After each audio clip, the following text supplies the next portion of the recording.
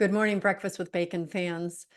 Everybody who watches me, well, most people who watch me know that my ministry got started many, many years ago. I had a happy marriage for 4 years, and I left my husband when I had an affair with another man.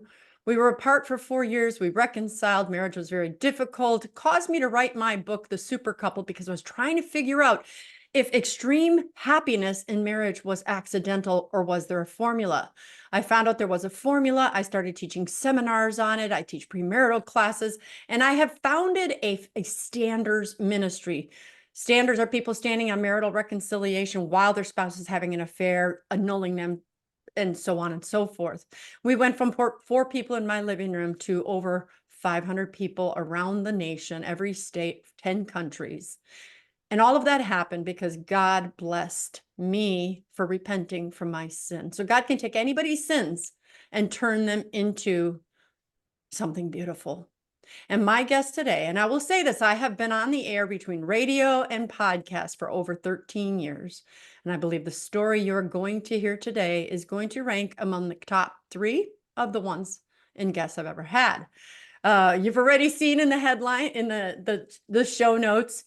Did you hear the one about the Catholic priest marrying the stripper?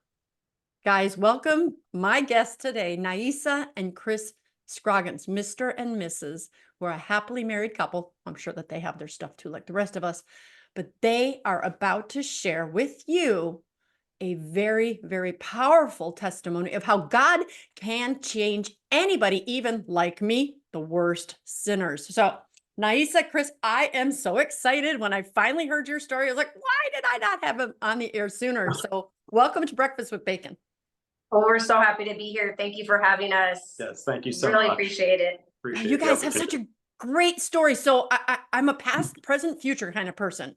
So I just want to go back to the beginning, and each of you has your story. Neysa, I'd like to start with you. Take me to as much or as little of it as you want, but did you have a good childhood, bad childhood? So yeah, I can take it way back to my childhood. So I want to start off with, so I was baptized Catholic when I was literally an infant, 3 months old. But we were the family that went maybe once a year, Christmas, if that. I mean, I can recall going a couple of times in my childhood. So we were that family, right? Get baptized, but you're not practicing the faith.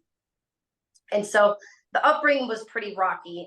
There was some challenges. My mom was a single mom raising 3 children. We were on welfare, pretty much like in the poverty level. So my dad was in the picture. He had, joint custody of me. So, and our relationship was really, really good. My mom's was a little rocky, but I mean, not bad, right? So yeah, that, as far as, the Catholic faith goes, that's, where I stand on that.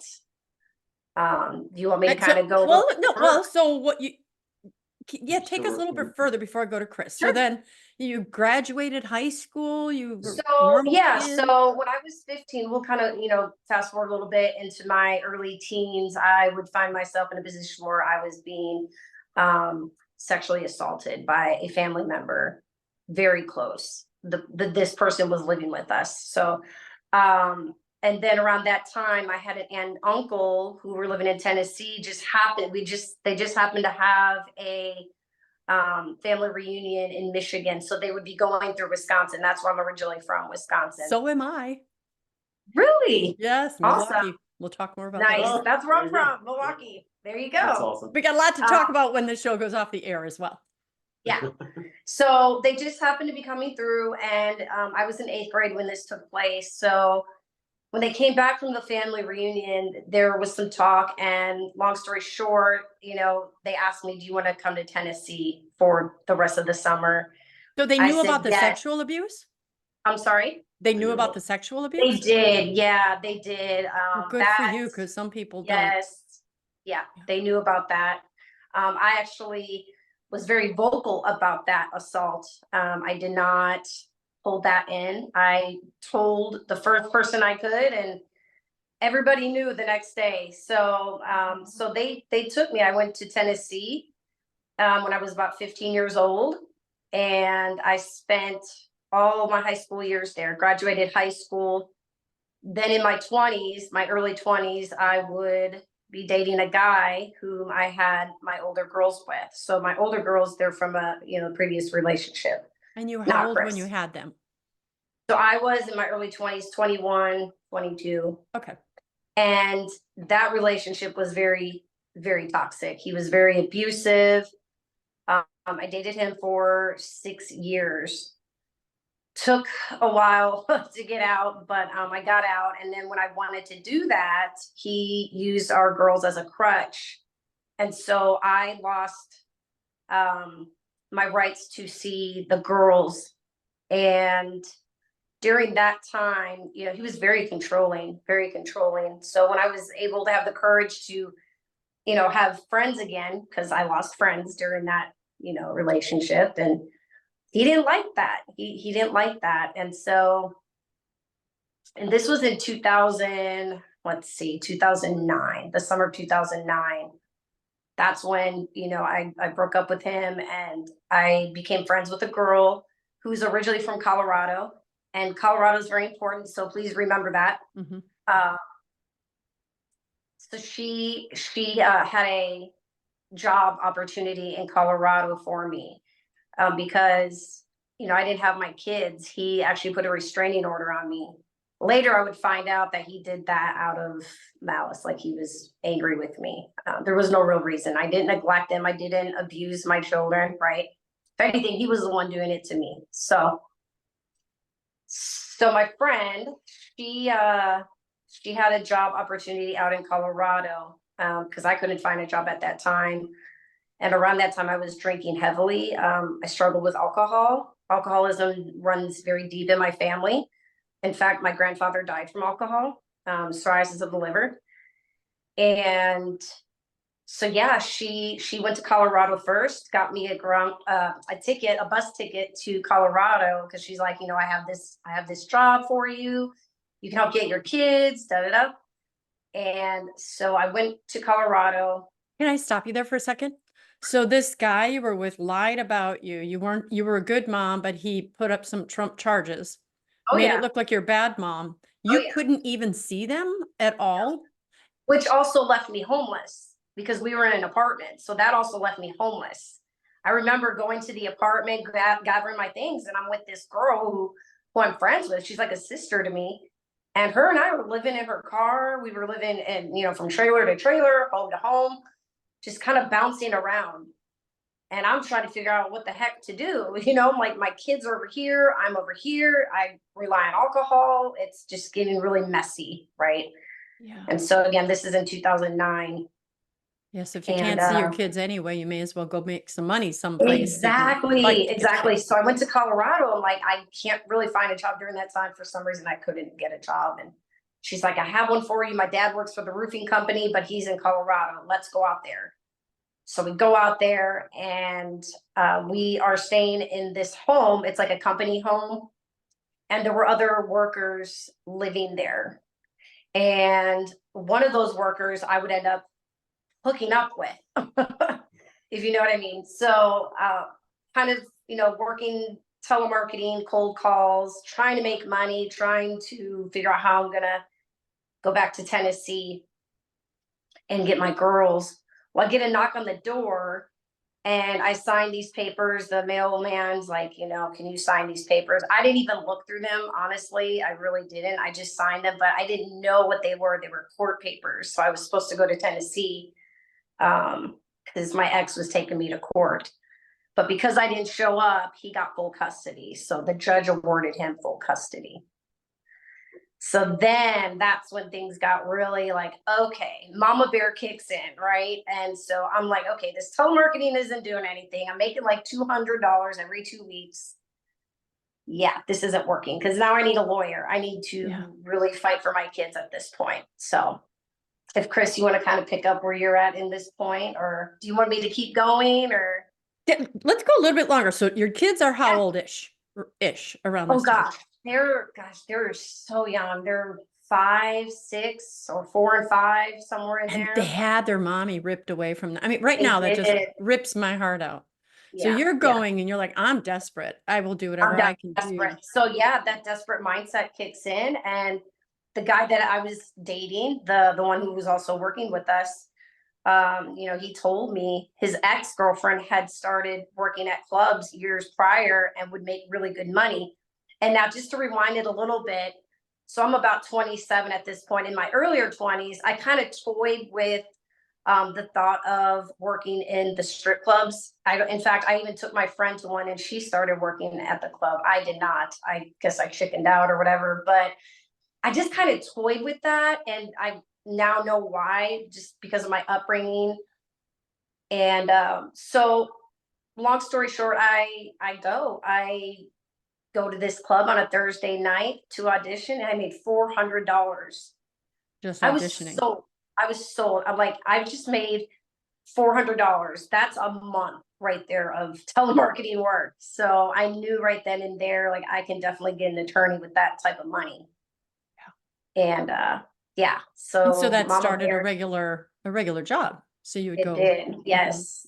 Mm-hmm. Yep, sure did. So Is this where you want Chris to kick in, or do you have more that you want to share let's get before it we popping. kick yeah, him if in? you want to, then I can kind of go back into Yeah, and then we'll come back to Yeah. like kind of take a pause. Oh, from I'll fill in first. the gaps. I'll ask Yeah. you any question where there's a gap. So just go right ahead. No worries, no worries. Cool. So let's see. I'm from Kansas City, Missouri originally. From a practicing Catholic family. I have an older brother, younger sister.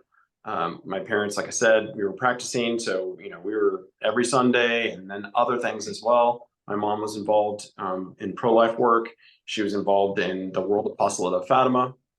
So we were always involved some way or shape or form with the church, right? My father also is a combat veteran from Korea. So the idea of service, and that, also other men in my family had served in different capacities, whether Marines or Army, whatnot. So that's important because in my mind as well, I was like, okay, well, I would love to serve in that, in that role, right? Love to serve my country. Very patriotic. Like I said, very Catholic. My mom is from an Italian family. My grandparents were from Italy. My dad was from kind of a mix. His father was from Scotland, so he was Presbyterian actually. And my grandmother was another Italian from the southern part of Italy. My other grandparents were from the northern part of Italy. So, and he became a Catholic in order to marry her, right? So Catholicism, like I said, is very strong. Italian background, that's important, right? So family time, being together with one another, family dinners together were super important in my family and also in my extended family. And so I did, when I graduated from, well, right around high school, I think I was a junior actually, when the first Desert Storm happened, right? So the first war in the Gulf. And yeah, I had just turned 18, so I had filled out all my paperwork, and I really wanted to be a Marine. My dad was kind of like a little leery of that, only because he had fought, he had seen combat, but he was going to let me do what I felt called to do. My mom, I'm sure, was praying. So right around the same time, I also found out that I had scoliosis, right, of my spine. So I have a slight case of that, and that was enough to be an impediment, right, to serve in the military. So that kind of fell through for me. But I had my friends I was going to school with introduced me to this order of priests called the Legionaries of Christ. So I had never heard of them before, didn't know anything about them, but everybody that I had met from them were young. My parish priest is an awesome priest, Polish American priest, but he was in his 70s when I got to know him, and most of the other priests, we're talking the 80s, early 90s, weren't a lot of vocations. Our diocese was fairly liberal. I want to say it that way. I mean, even though I don't like using political terms, but it was that way, right? And so, but I meet these guys, and there's something different about them. All right, there's a love for the Pope, love for the Eucharist, love for Mary, kind of this traditional understanding of the priest in cassock. So we wore our garb, our priestly garb, which wasn't extremely popular at the time. It wasn't traditional. We didn't celebrate a Latin mass. We celebrated the Novus Ordo, but definitely it was under the inspiration of John Paul II, right, who was a huge inspiration at that time to all of us, I think, right? So I remember thinking in my mind, now I wanted to be a dad. I wanted to have kids. You know, as involved as we were in our faith, I didn't think that was my calling. However, You didn't think what was your calling? The priesthood or the? Yeah, the priesthood, Okay. right? So, I mean, I was interested in just hearing more about these guys. My two friends who were a year older and a year younger than me, I thought maybe they would be the ones who had the vocation. They were the ones who introduced me to the Father at the time. But they chickened out, right? They didn't go. I ended up going up to Cheshire, Connecticut, is where they have their novitiate still. And checking it out for the summer was what you normally did. It's called a postulacy or a candidacy program, right? Which is typical for religious orders. So I thought for sure in this summer program, I was extremely blown away by the fact that there were 100 other guys Yeah. from all over the United States and Canada who were And looking they didn't into have this, gray hair. right? And the average age was 24, right? Marketing was phenomenal. I mean, they knew how to reach a young man who's idealistic, who wants to do something great with their lives, right? Why not do something great for Christ? All of that made total sense to me, right? Even though I didn't think I was being called to the priesthood, but fine, I'll at least give God the first shot, right? However, comes the unfortunate part, right? What I didn't know, and neither did my colleagues, my brothers, know that this really was a cult. Father Marcial Maciel is the founder of this order in Mexico, 1941, started with 13 boys. Come to find out over time that he started this as a ring for pedophilia, right? I had no idea. He was living double lives, right? So one life shown to the church, the Holy Father, to the world as this incredible founder of this fastest growing male congregation in the church. We had 3,500 seminarians. We were in 29 different countries, around 1,000 priests. Nobody else at that moment in time in the church was doing that, right? No diocese for sure. And many other religious orders were dying and closing up. So, here comes along this really charismatic, person, great speaker, great organizer of people. But another life was mistresses, boys. I hate, it's disgusting, but that's the reality, right? And so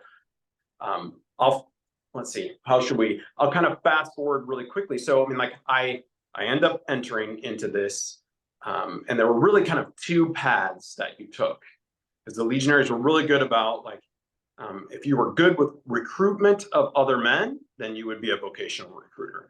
And if you were good at getting dollars, right, then you'd be a fundraiser. Yeah. And right from my first year of novitiate's like the early stages before you're new to religious life, a novice. And so it's before you're professing the vows.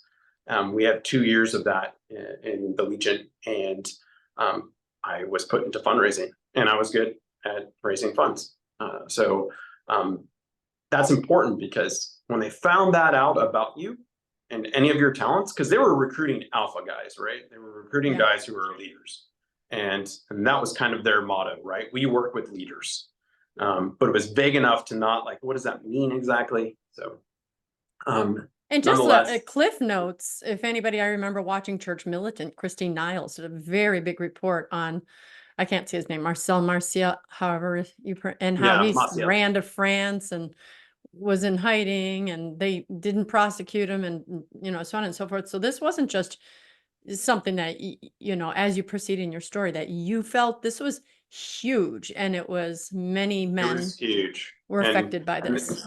There was such a tight control. That's why I call it a cult, because it has that cult-like reality of there was such tight control that none of us knew that, right? But it was approved by the Catholic Church. It was a valid Roman Catholic. I mean, because he fooled everybody, right? He hoodwinked everyone involved, right? He was really good, like I said, he had one persona, and then he had another, right, for what he was doing on the side.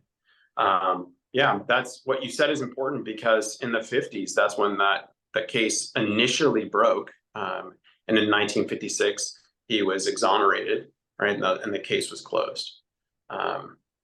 And so he would go on being able to do what he was doing. I spent 20 years of my life in that order, 8 years of priesthood, right? So I did study in Rome. I had, an incredible intellectual formation because of all that aspect of the Legion was still good, right? Like our intellectual formation was definitely in line with what the church would call its perennial study of philosophy and theology. So based in Thomism, right?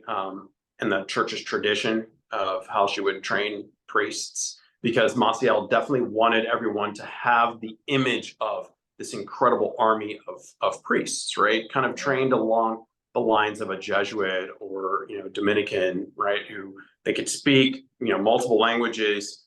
We'll send them to the best universities in Rome. We had our own pontifical university. So that the opportunity of living in Rome, studying, getting my master's in philosophy, my bachelor's in theology, and, just time there was right. I got there in 98 to start my higher studies. And so it was right at the beginning of preparation for the beginning of the millennium. And right. when were And you so ordained, Chris? I was When were you ordained in ordained? November 2004. Okay. Okay. November 25th. So it was Thanksgiving here in the US. I was ordained in Rome with 56 other legionaries from different parts of the world. And it was in the Basilica of St. Mary Major. So yeah, I mean, it's just those things. I'll touch upon it more, but like I'll fast forward to, so while Neysa is going through what she just shared with you, I was kind of coming to a head of just a lot of pressure to fundraise.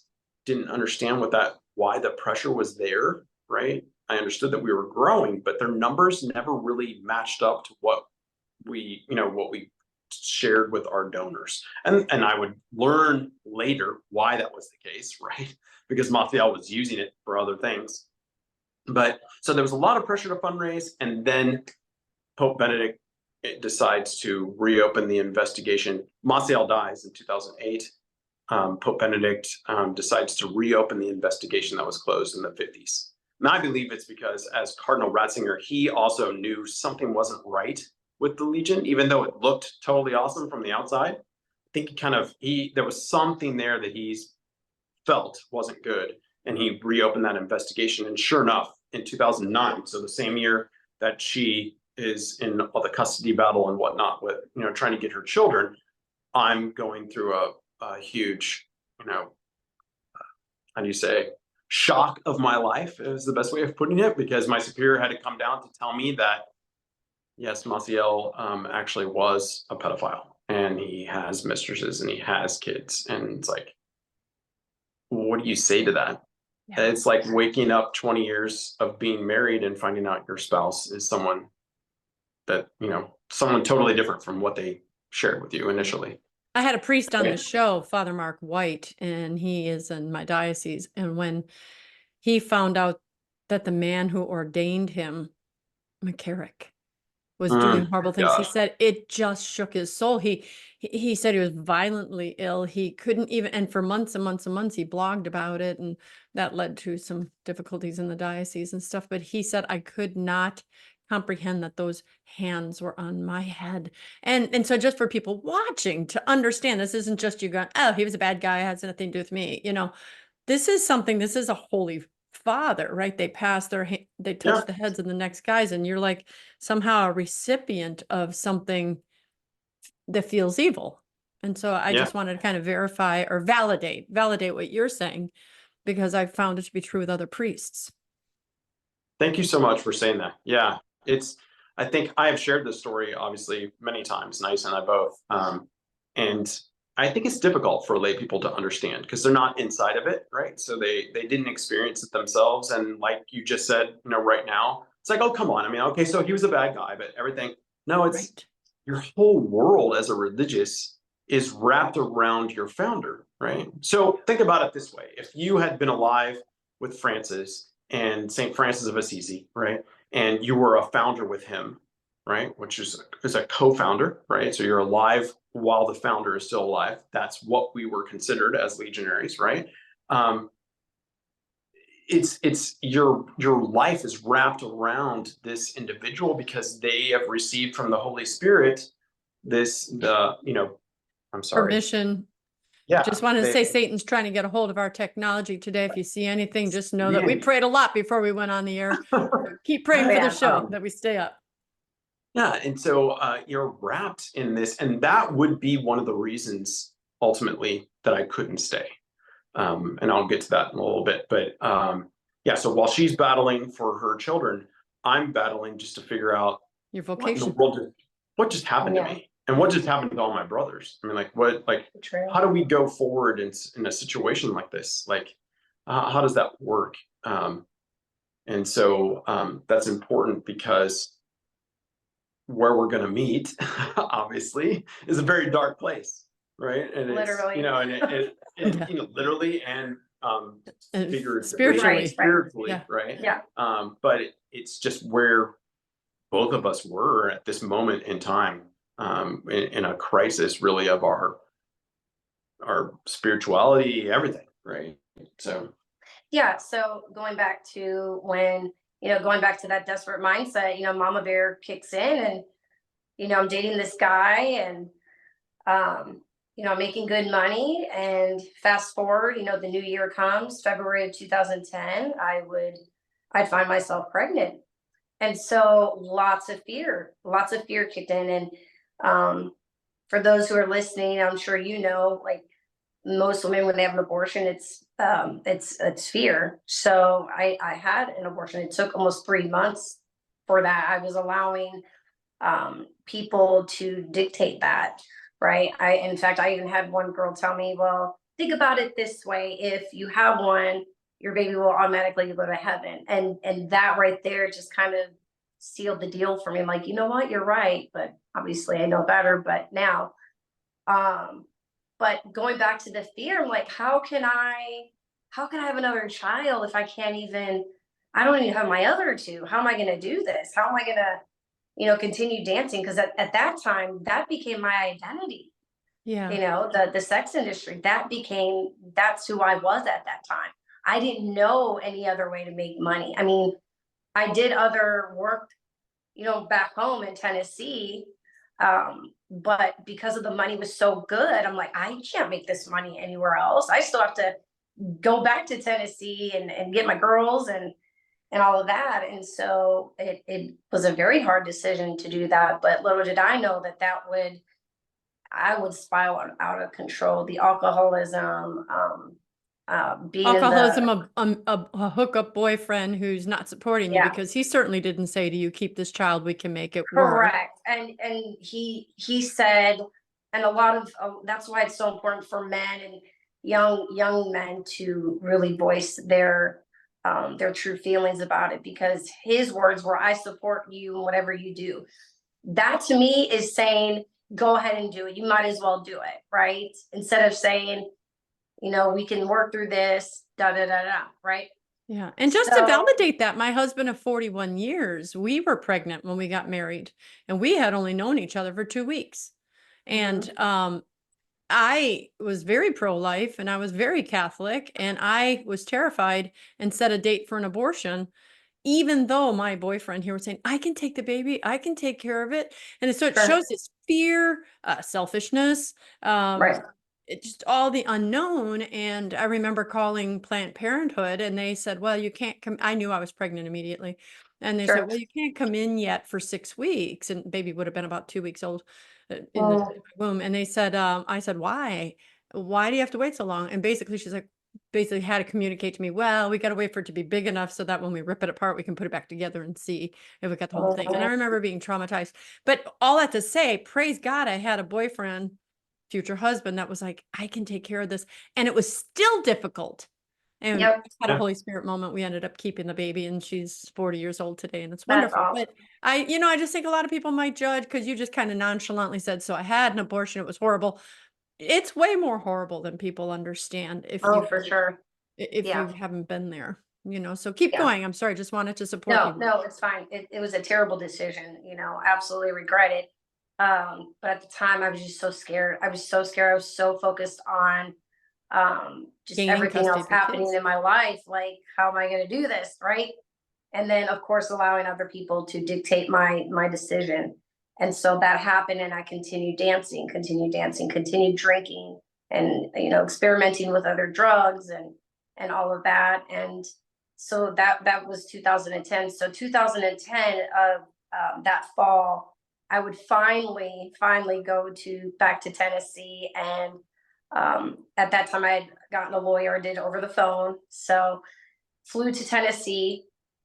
And here's a big part, is because their dad had went to prison. So his uncle got custody of the girls. So in that situation, it wasn't even about fighting with the dad anymore. It was his uncle I had to take to court. So I was in Tennessee for 3 months, going back and forth. We would finally leave in 2011. And I remember in February, because that's right around my oldest daughter's birthday. And so in February of 2011 would be that month and year that we would, and I You say got we, custody. You got yeah, custody back. we got Okay. custody. Well, he was going through a divorce himself and trying to use the attorney for both the divorce and against me. And that was not going to happen. So it kind of went in my favor. And his ex-wife was for me. She's like, I'll testify if I have to. And that's exactly what happened. So there was a lot going on. People were on my side, which was really good, because I felt so alone when I went to Tennessee. I felt so alone, but I'm like, I'm not going to stop fighting. Right. Yeah. In fact, I remember the judge asking me, do you love your children? And it kind of took me back, like, sitting here, right? Like, so, and I did say that. I'm like, I'm here. Obviously I love them. So we take them back to Colorado, and, you know, I said I would dance until I got them, but I continued, because you have to understand, I was so deep in that industry and that lifestyle. I didn't want to stop. I thrived, one, in the money. I mean, growing up in poverty, that money was awesome. And then just the control over people. That's where I really, that's where the satisfaction came from, right? I was thriving in that, just that What do you mean control over the people? Because men would do what you told them to do, or you? Oh yeah. And just doing what I want to get what I want, right? Yeah. Because growing up, just like I said, I didn't have control when I was assaulted. Right. So when you think about it, that's kind of where it comes from. And in fact, you would find all the that time, most people who do end up in that industry all have sexual abuse in their background. That is a fact. It is a fact. And I was going to just build on that. And you're right. Yeah. They either go totally frigid or very promiscuous. And it's always Right. for people watching that don't understand. Ask the people in your life that you see doing promiscuous things, because what they'll always say is, this man or this person, they controlled me, they stole control. And it's kind of mentally twisted way for a victim to say, I'm going to be in control of who touches me, when they touch me, where they touch me. And I'm going to be the boss of me, not realizing that you're going down into some hole. I used to teach sexual assault victim intervention, things like that. So yeah. And I just say this because there's so many people that judge, and I don't want them to judge. Yep. You hit the nail on the head. That is absolutely correct. And so that was February, right, of 2011. So then fast forward to May, 2011, I was still dancing, and I don't know why I remember this. It was a Tuesday night. Tuesdays are pretty dead, so maybe that's why I remember. But I remember it was so dead, and it was my turn to be on stage. And towards the end of my set, I would notice a guy just sitting all alone, right? And after the song is over, I get off, and I'm going to my left, which is where like the restrooms are, and the like the DJ booth and all of that.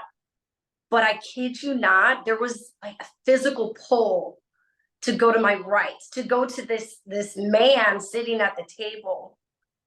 And little did I know it would be Chris sitting at that table.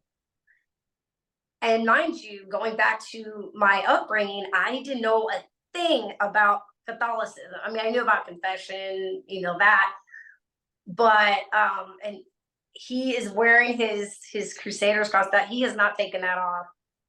I met him, he was wearing that, and I literally asked him, "Are you Catholic?" I don't know why I asked Yeah, that. it's Like the I said, weirdest I thing. did not grow up Catholic. I was not expecting that question. Yeah, and he's like, I'm not in a I Catholic am place. Catholic. Can you pass a beer? yeah, right. exactly. And so he's like, "Yeah, are you?" I'm like, "Yeah," because he's like, "I'm not practicing." And I'm like, "Yeah, I'm not practicing either." And so we kind of hit it off there. But if you want to tell him what made Yeah, you end up so, at the- yeah. Yeah, that's very important. How'd you go from, oh that's- my gosh, I'm Yeah, traumatized, yeah, to leaving the priesthood to not practicing? I mean, that's a bigger. yeah. Yep. So she said 2010, and fall of 2010. So at that very same time, 2011. because the fall of Oh, yeah. 2010 is when I had my crisis moment finally of, that's it, I'm not going to stay in this anymore. Right. And I had, like, I shared with you earlier, the big part of that for me was in canon law, ecclesiastical law. There's very clear numbers about religious life. And I couldn't reconcile what I was living as a legionary with those numbers. The first three numbers in that section on religious life are about how a religious order congregation has to constantly renew itself with the spirit of its founder, which they receive from the Holy Spirit. So for me, it's like, that is not our case. How do we do that then? How do we live according to what the church teaches about religious life if our founder was roundly condemned by the church? In some very strong language, right? Even though he was dead already, posthumously, the church condemned him in his actions, right? And bringing that to my major superior was a problem. It's like, well, I wasn't trying to be antagonistic, but at the same time, I gave you 20 years of my life and it's a lie, right? And I want to know, how are we going to go forward? Because you can't make up a charism, right? That is something that comes to you from the Holy Spirit. At least that's what I understood. Yeah. And we don't have something that we can build upon. I'm not really understanding fully the church's, why she's allowed the order to continue. I know that it has made some changes, but even from recent legionaries that have left and returned to lay life, they've shared that those changes are really just, they're band-aids, right? And I think ultimately it's because they can't live fundamentally those numbers, right, of religious life in the church. So I didn't know what to do. I had become friends with an archbishop, Archbishop Charles Chaput, who was named an investigator into the Legion for North America. He was the Archbishop of Denver, but he had done this before with other religious congregations. So he had come and he had spent these last few years of my life as a legionary. I was superior in Dallas, Texas, for the community that the legionaries had there. And so he came and he spent 3 days with us. And he was really the first person on the outside of the Legion that I could speak to and really share thoughts now that were becoming clear to me about why things were done the way they were done in the Legion. Well, it's because of what Father Maciel had been doing and how he had been living and so forth. And so I just remember sending him an email at one point that fall where I just shared with him, I couldn't stay any longer. I can't do this any longer. Now, for those of you listening that don't understand, I mean, like, you can't just leave a religious order because you have vows, right, of poverty, chastity, and obedience. And so a bishop really needs to sponsor you or help you. And he would help with the process of dispensation of vows to the order, to religious life. And then you really have two paths that you could follow. And I have some colleagues who have gone either way. One is to enter into diocesan life, right? So in that case, going to the Archdiocese of Denver and, working through what's called incardination, right? So becoming a priest in the Diocese of Denver, or returning to lay life, right? Those are kind of your two options. I think the reason the church understands not going into another religious order, because you would constantly compare orders, right? You had lived a certain spirituality, and so then trying to do that. So the church is like, you know what? Now we're going to avoid all of that issue, and you can either go into diocesan life or return to lay life. And I knew probably right from the beginning when I got there, along with the Archbishop, because I had become friends with him, but I had tried to leave the Legion when I was in my formation, seminarian formation, right? And I was kept. It was God's will for you to be here, because I really believe my fundraising, my leadership skill and whatnot, they didn't want to lose. And so, working that through with the Archbishop, he had to listen to me vent, but I shared oftentimes just that, I didn't understand how the church could let something like this happen for such a long time, right? Something that they knew about in the 50s, and this was 2010, right? And all the men that this had affected, right? And just like Neysa shared, I mean, I wasn't practicing. Can you imagine, like, just the betrayal of that? It was difficult for me to comprehend that, right? And I was angry at the church. I was angry at the Legion, right, for its turning a blind eye. You're not going to tell me that superiors didn't know about what Father Maciel was doing. I mean, either you Yes, were so you don't know who you incompetent- can trust of your Yeah. leaders. Either you're an incompetent leader and you should be getting rid of anyway, or you were complicit in what was going on, right? And so the bishop gave me, he suspended my priestly duty, right? My activity as a priest. He gave me a job to do in the tribunal so that I could start to make some money of my own. Because of my training, I could help as a judicial assessor. So that's someone who's helping the judge in annulment processes and whatnot. I spoke different languages, so I could help out with the Spanish ones for sure. But at that same time, I wasn't going to church. I really was trying to numb myself as well, I guess, right? I wasn't doing drugs, but I definitely decided to just do stuff that I just randomly fine, I'm just going to rebel. I'm going to do whatever. I'm going to do whatever I feel like doing, right? And not justifying the behavior, but that's where I was, right? Yeah. In a dark place, not practicing and just whatever, lonely. Don't know That's anybody. the place where Neysa and I were right? scared with our abortions. I didn't Correct. have one, but the Right. potential, it's like, Yeah. what do I do? Yeah. Lonely. I don't know anybody there. It's hard to talk to people about what I just went through because no one really understands that. Why are you just throwing everything away and so forth and so on. And so one night I decided to check out this strip club in Boulder. Yeah. If I'm going to be mad at God, I'm going to go to a strip club and show him. And drink and do whatever, right? Dang it. Yeah. I don't care. I mean, I don't, Yeah. whatever, right? And like I said, not justifying my behavior, but that's where I was at the moment. Yeah. And that's where Neysa was. Yeah. Right? And so we're at this table and going back to how we, met and, we ordered drinks, we kind of hit it off and, he actually becomes my regular. And for those who don't understand what that means, that's just, your customer that comes in all the time. And everybody knew it too. I mean, he would bring me roses and just a true gentleman. Right. And I mean, it wouldn't take long for Chris to actually fall in love with me. And during this time, I was also kind of going through my stuff with the guy that I had the abortion with. And stats also show that those women who have an abortion with said guy, those never really Break up with last. them. That's They right. break up. Right. Yep. You didn't protect me in my darkest moment. Why would I want you? Exactly. And there were some other things too, but and he made it very known that he was falling in love with me. But in my mind, when you are working in the sex industry, love and that they don't mix. I wasn't about to let love come in the way of my hustle. That was just a no. I had my own home at the time. Finally, I got my girls. No. I don't want you to mess that up. But God had other plans. He definitely had other plans, and I would finally surrender. And I'm laughing because it took him forever to just get me to go on a coffee date, right? He's like, hey, just And coffee. so, Give me yeah. coffee. And so finally I'm like, okay, I'll go get coffee with you. And at this time, and this was August. So now we're kind of August of 2011. So a few months had gone by since he met me in May.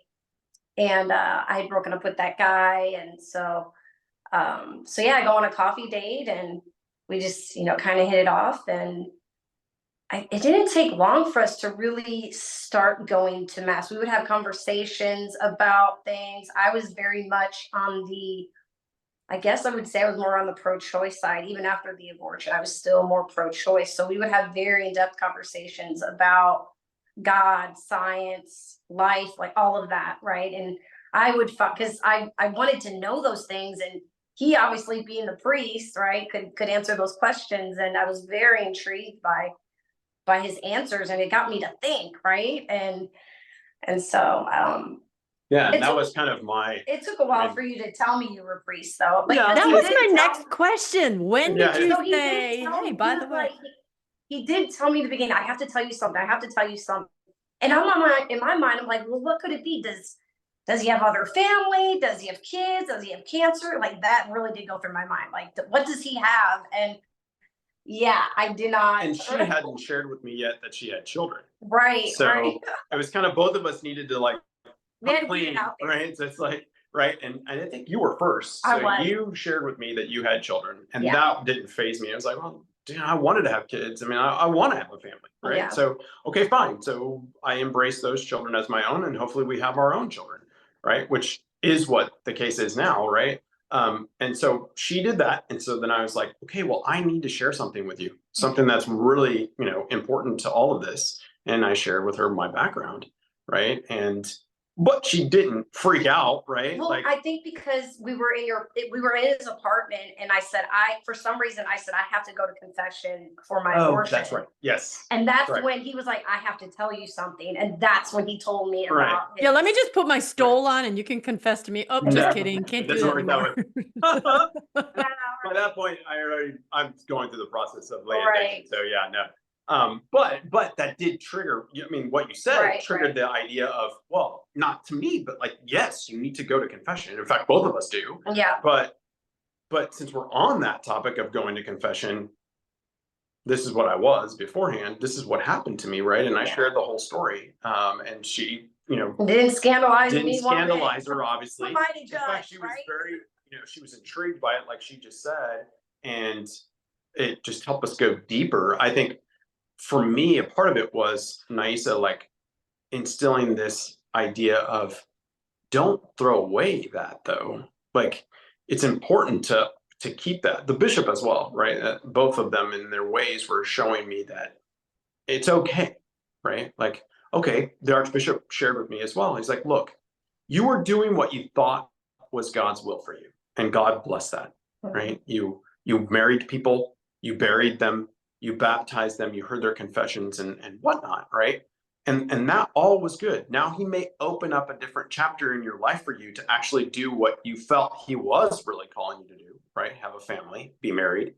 But you can enrich that family with the background that you have, right? This is a powerful education. The stories, right, that you have, right?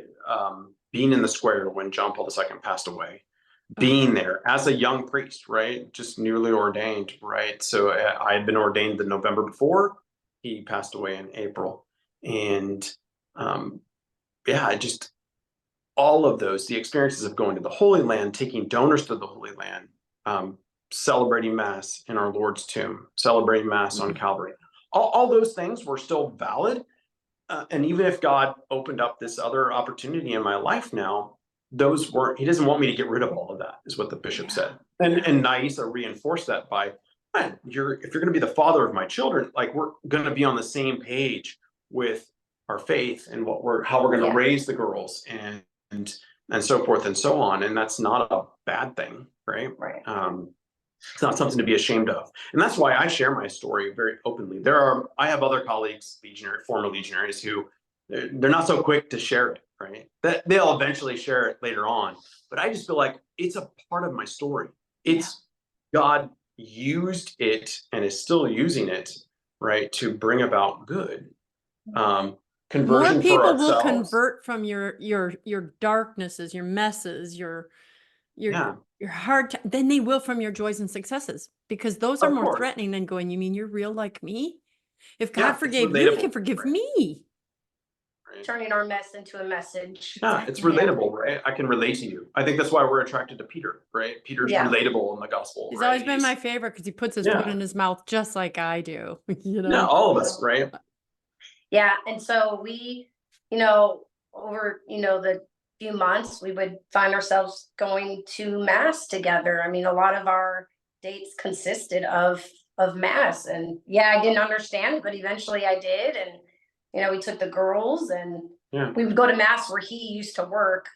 I worked at the tribunal, which at the time was right across the street from the cathedral in Denver, which is an absolutely beautiful by church. the way. Right. And so, we would go there, and then, eventually, if you want me just to skip to the, Sure. Yeah. So, we did have our first daughter together out of wedlock. Right. So we still weren't really even though we were going, we weren't practicing and we weren't receiving. I mean, like, it wasn't like, we knew we weren't on the same page yet with God. We still had a lot of healing that we had to do from what happened to us.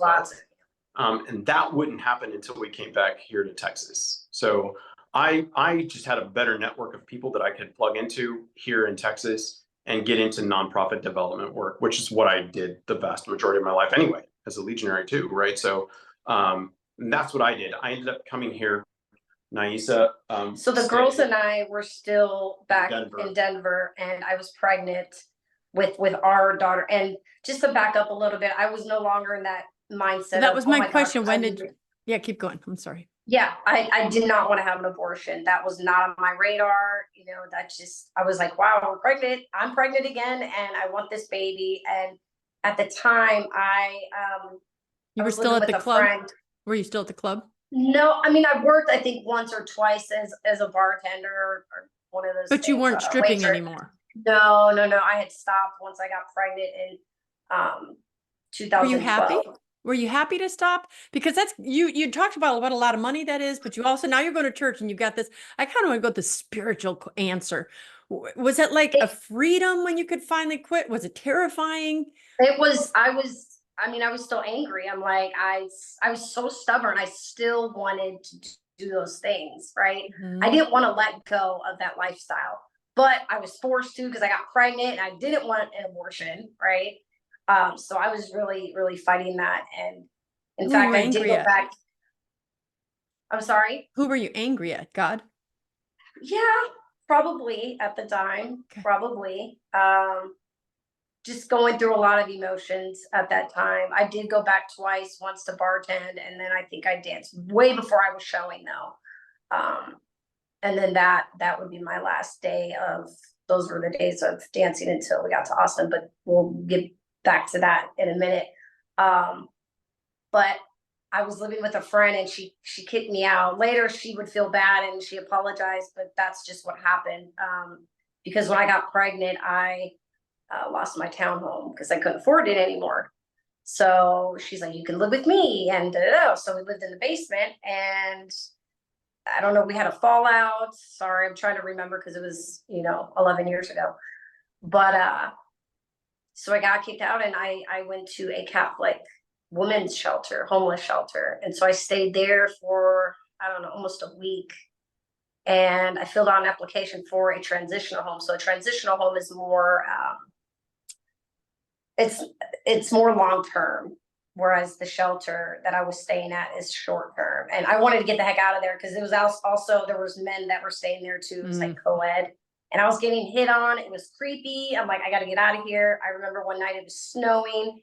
And I remember looking at the snow and my daughters are sleeping. And sorry, I always cry at this part. I just remember calling out to God, like, why me? I'm pregnant. I have 2 kids. I'm in a homeless shelter. Like, why? Why am I here?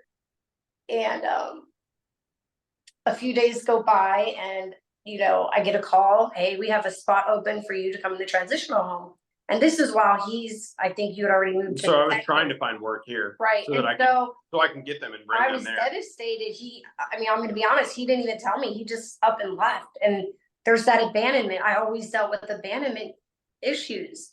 And so I'm like, crap, like, here we go again. Abandonment. And I was getting really close to having Juliana. She's our daughter together. And he comes to Colorado from Texas. And we have the baby. And we drive from Colorado to Texas like a week later after having her. And if you want to hop in there, he has a job. Yeah, so I did find work in the kind of development world, and that's where I am today, right, in nonprofit development. Yeah, backing up just a little bit, I think, to explain to everybody why we were still kind of battling as well, because Neysa still was attracted, like she said, to stripping.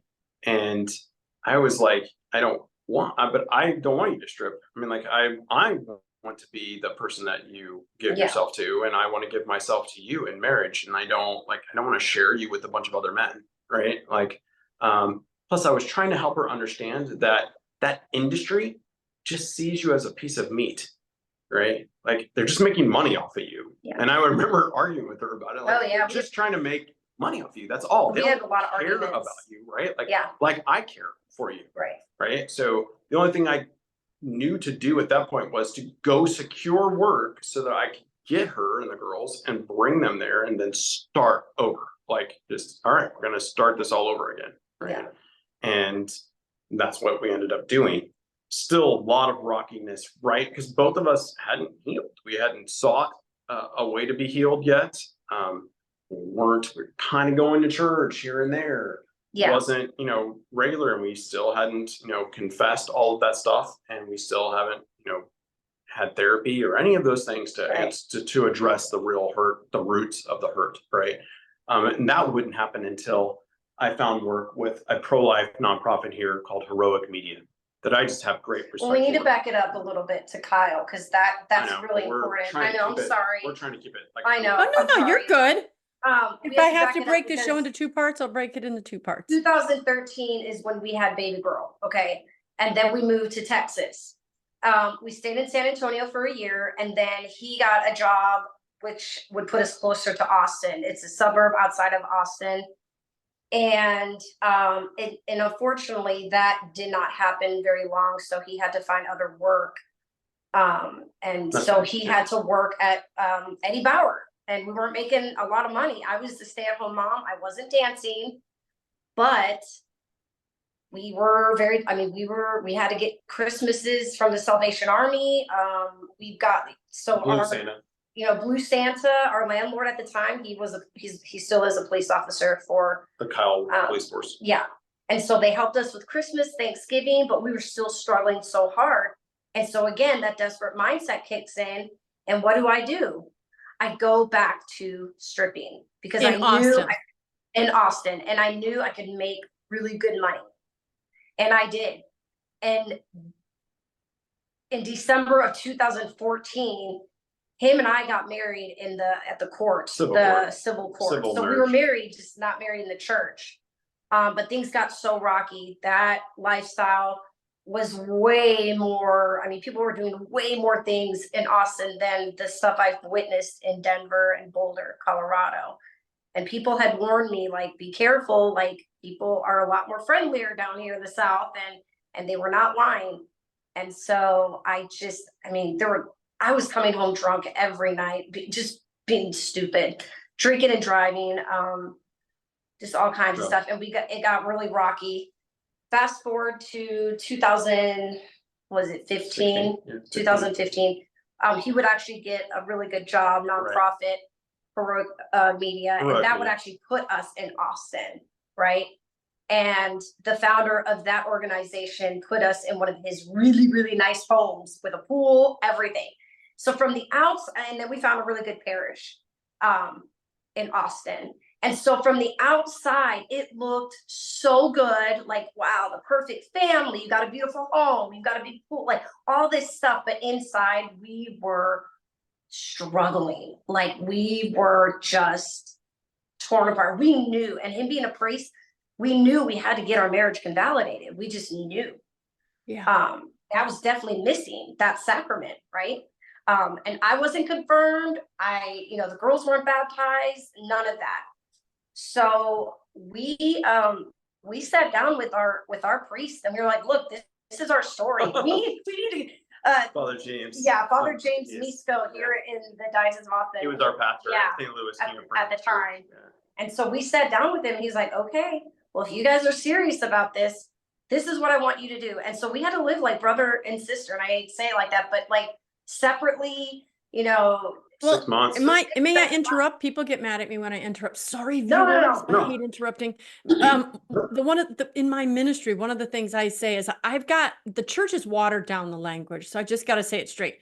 You weren't married in a civil court. You had a civil thing that happened. You weren't married. And so you were living in a perpetual state of adultery. That's what I teach people. And that's Yeah. why God couldn't bless you, because so many people in these fake marriages or fake Yeah. second marriages or whatever, my husband and me, until we got convalidated as well. So Yep. it's like, that's what you were saying, is you guys are realigning your lives to be in line with God, the church, the sacraments and stuff. So I just kind of wanted to put that out there. Yeah. The priest was going, you've got to get married. You're not married. Yeah. Yeah. Yeah. So, yeah, we were doing that and it was tearing us apart. And then Chris was like, the only way I can get her attention is if I serve papers. And that's exactly what he did. He moved out.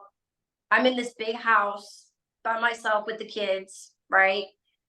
Juliana's a toddler at this point, and I'm just like, and at the time I was hanging around with people who were, toxic. This is before we talked to Father, by the way. Oh. We would talk with Father afterwards. Oh, okay. So you filed sorry. you filed divorce papers because the marriage was just bad, or what? Oh, because I was putting that lifestyle time out. on. So just like you said before, it wasn't marriage, right? Right. Let's get that straight. So it's just, and she's dancing and doing all this other stuff. And it's like, okay, well, like, look, gotta make a decision. If that's what the lifestyle you want, Yeah. I don't want that, right? So Then I they're will file for that, and I will get joint custody of the girls if that's what it takes. This way I get to see them and still be with them. But like, dude, if that's what you want to do with your life, go for it. But that's not what marriage ultimately is. And that's not what I want for you. I couldn't Right. get her to see that you're just a piece of meat. You They so don't much. care about you. I'm the one who cares about you, but I can't get you to understand that or see that. Right. And so that's where, that battle happened. I just like, there really isn't any other way to get her attention. I was hoping that it would, and it does, because she'll go on. It did. It took a few months, and he stayed at another home, a rental home not far from where I was, still staying at the house. And I was like, that was a big time wake up call for me. Like, wow, he's serious. Like, I've got these papers, and it's either I continue this lifestyle, or that I'm putting over my family, or I take this seriously. And I did. And 2016 would be April of 2016 would be my last time ever stepping foot in a club dancing. Mhm. So, and yeah, that's when he got serious and got Father James involved. And right. That's when I was like, look, if we're going to do this, we've got to do this right. We've got to stop pretending to be married or playing marriage, right? Playing marriage. And we're going to have to take it all the way. Right. And we started going to this parish. We really, really liked the parish a lot. Let's just tell Father our story, like we're doing with you right now. Yeah. So we brought Father to dinner one night, and we just laid it all out to him. It's like, all right, Father, here it is. Like, this is us. We're not like holding anything back. How can you help us? Right? Fix this. So we definitely needed to get the girls baptized. We definitely had to go through our marriage prep and everything that would take, right? Like Father said, the sacrifice of not being with one another in that way, right? For 6 months ultimately, right? And to go through with having a marriage, blessing your marriage, having the sacrament of matrimony, right? Holy matrimony in the church. Right. And confession, her confirmation. So all of that, right? And then the grace that came from that was huge, obviously, right? It's what God wanted to bestow upon us. Yep. And once we embraced that, let's not lie though at the same time that that doesn't take away all the problems. It doesn't take away all the difficulties in marriage, right? Because I don't think people in our society today think that, marriage has to be like you see in Hollywood, living happily ever after. Right. No, that's not right. Two very different people coming together in union with God, right, are going to have the differences that come from their background and whatnot, right? Yeah. But with God's grace, that's the key thing, right? like St. Paul says, right? In our weakness, God strengthens us with his grace, right? His grace is sufficient. So, bringing that into our life and bringing that into the lives of the girls made a drastic change, It did. right, for us. And I actually was still struggling with alcohol. When going back to what you were saying, yeah, we still have our problems. Yeah, and still what came to my mind when you said that was, I was still drinking heavily. That was just something I just coped with. I tucked everything away, all, the stuff that I went through growing up and early adulthood, and just drinking it all away. And, even having a little bit too much on our wedding night, like, hey, let's be honest, I mean, that's just the reality of it. And 2017, so we got married in 2017. That fall we would move again. And so we lived here 2 years before I would actually get my alcohol under control. And I'm happy to say I'm 5.5 years sober today. So super. Today? I'm just like, wow, That's all awesome. God. So and then we recently, I'm just gonna fast forward here, we recently brought in another baby girl last September. That could be another story, because that birth story is very that would take another very episode. traumatic, but we're both okay. I'm here, she's here. So was there anything else you wanted to? No, I think we covered like the major. Was there part of anything it, you right? wanted? Is there any? Yeah, there's a big element, because you don't just marry a person, you marry a family. Yeah. And I'm sure Chris, you're coming from this, good Catholic family. And hi, Mom, meet my fiance. She's a stripper. How did your families what? You're marrying a priest? I would love to hear that part of the story. Yeah, that would take Mom, and he could tell you, they've embraced him from day one. Unfortunately, I didn't get to meet his mom because his mom had passed away from cancer. But his dad was really old. God rest his soul, but he embraced me as well. My dad was totally like. Yeah, I wish I could have met your mom. I really do. That would have been awesome. Yeah. But my dad totally embraced Neysa and the girls, and my sister and brother, the same. But yeah, I mean, our families have embraced us. Given our upbringing, not really being Catholic, I mean, they loved Chris. They still do from day one. Yeah, exactly. Compared to the other guys that I They dated. even pull me aside and tell me things like that, right? Yeah. So glad you're in Neysa's life, right? We didn't like that other guy. Thank you for coming in. Just because I actually I'm dating and now married to a man, not a boy. Does that make sense? It was always the boys that I was, the bad boy I was always attracted to. And so when Chris came into my life, I was actually dating another guy, and I had to choose between the two. And something about him, I was very attracted to him, something different, and I'm so glad I made that decision. So, yeah. It's awesome.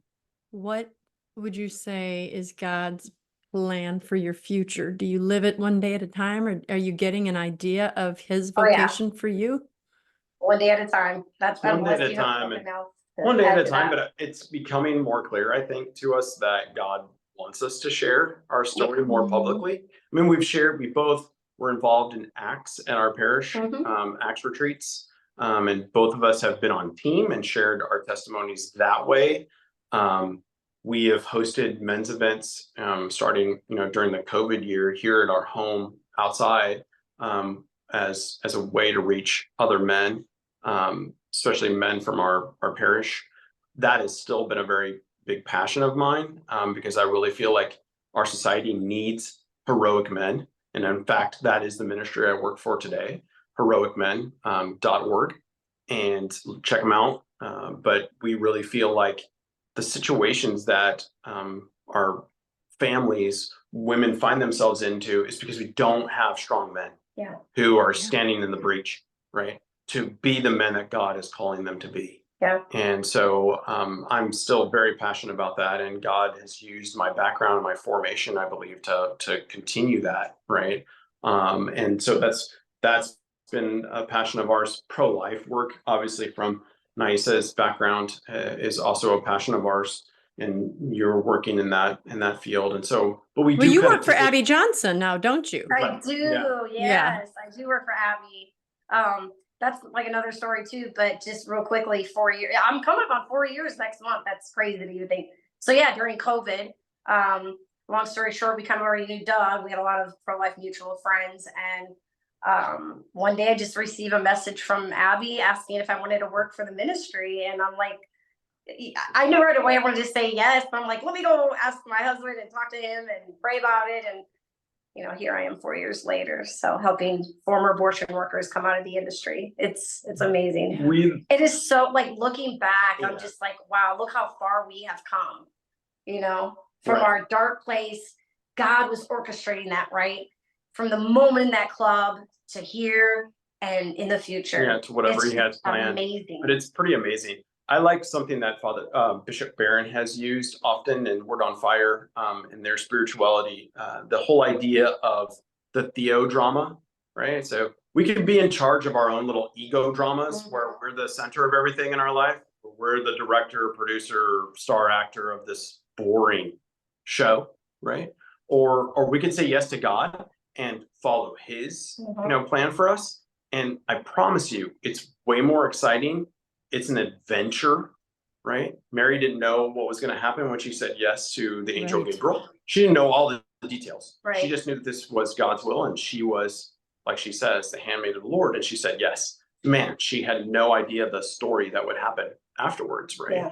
Yeah. But it's exciting, and God is the one in charge, and he is going to help you, right? And that's what we have decided, just to place ourselves at his disposal and like, all right, Lord, like, use us the way you want to use us. Yeah. Right. If there are people that we can touch and help who have gone through similar things, obviously mine's a little unique, but nonetheless, the sin, right, part, like, all of us fall into it. All of us are addicted to it to a certain degree. Right. And that's where Satan would love to keep us. Right. And so if God can use our stories, our testimonies of how his grace redeems us and works through all of that, Amen. then so be it. Right. It's like, okay. And I want to add back, a couple of years ago or a few years ago, we did end up going to therapy. We did go to therapy. I got the help that I needed, and Chris did as well. And, is it perfect? Absolutely not. It's a journey, right?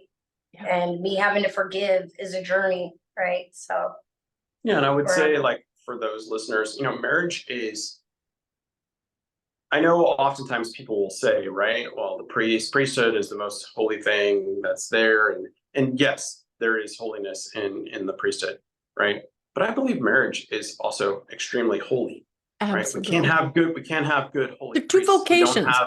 People think the priesthood.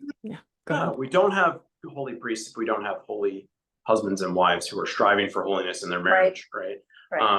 And I just feel like the more you love your spouse unconditionally, the more you love them the way Christ loves them, as St. Paul says.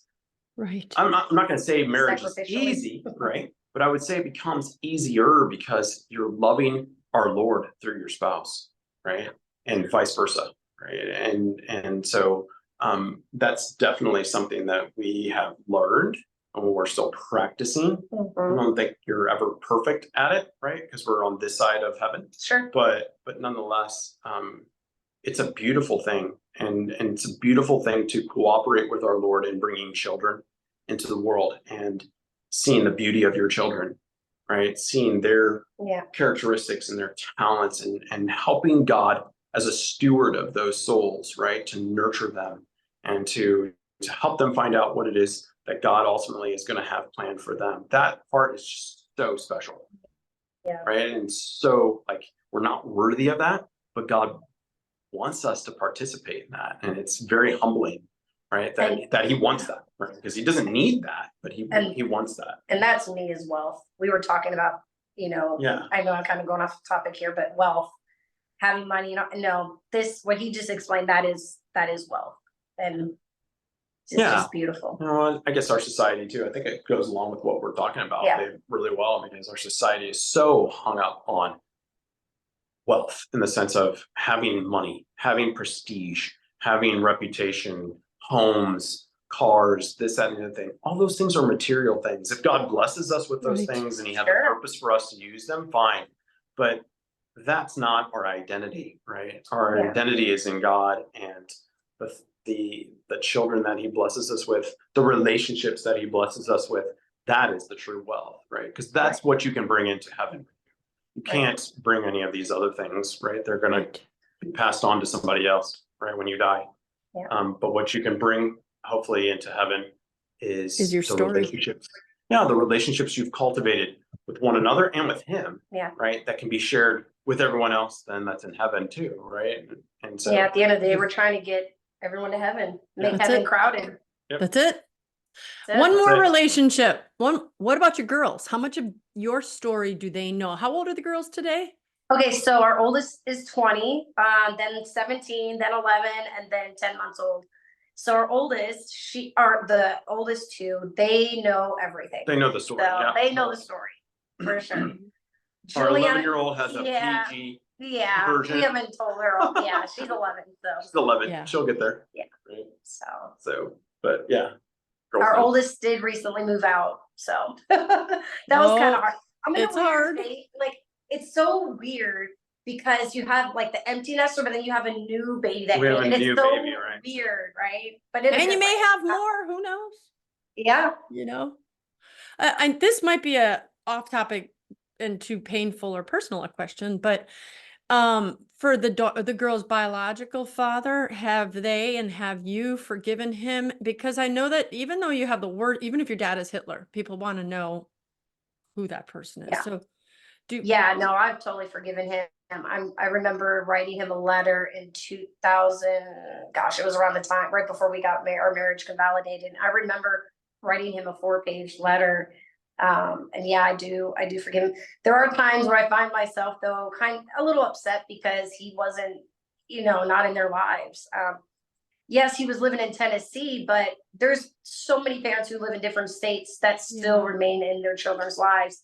And he just decided to continue, the route of destruction and in and out of jail and all that other stuff. So I really, really wanted him to be in their lives, but that just wasn't the reality of Yeah. it. And, Yeah. I never forced it. I never was the type to force child support, even though he owes a lot of money. But But I you're just open wanted to it if he wants to repent Sure. and say sorry and meet his daughters. Yeah. And that shows the girls so much Christ-like love, because when we forgive our Yeah. enemies, And I remember what it's like hearing certain things about my dad growing up, and I just remember that feeling. I didn't want to put that on the girls either, and not talk down about their dad.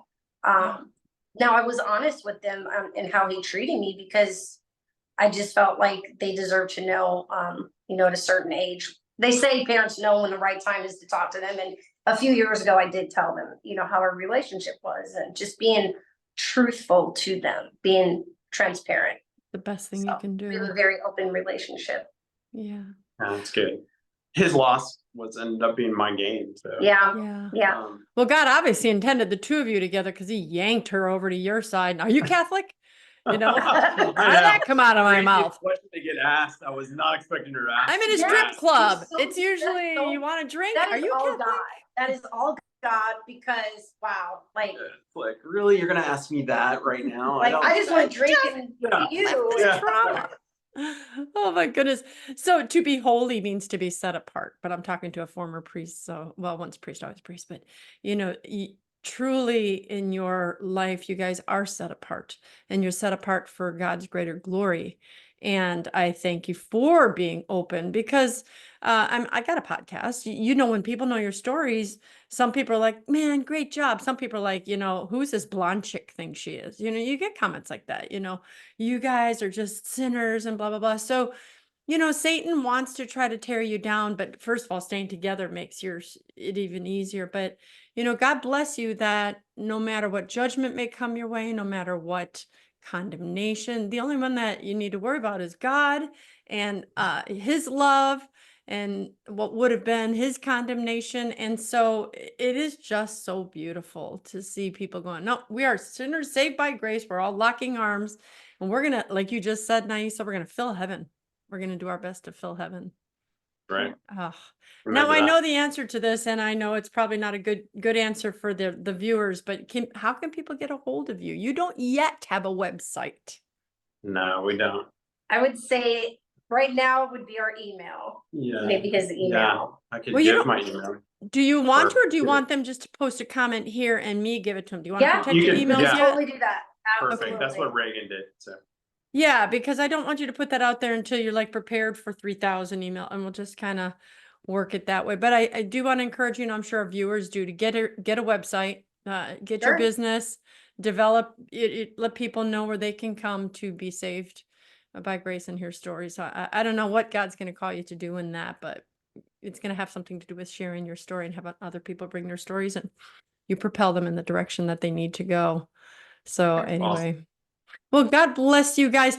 Please share this podcast with your friends and family. It doesn't have to have a story similar, but anybody who's struggling with anything, wants to be encouraged, is in a dark place, go ahead and forward this to them. And because I think some people might watch and go, wow, if they can be redeemed, I can be redeemed. If Christine, they Yes. can be Sure. redeemed. You guys can be Absolutely. redeemed as well. So go to my website, breakfastwithbacon.com.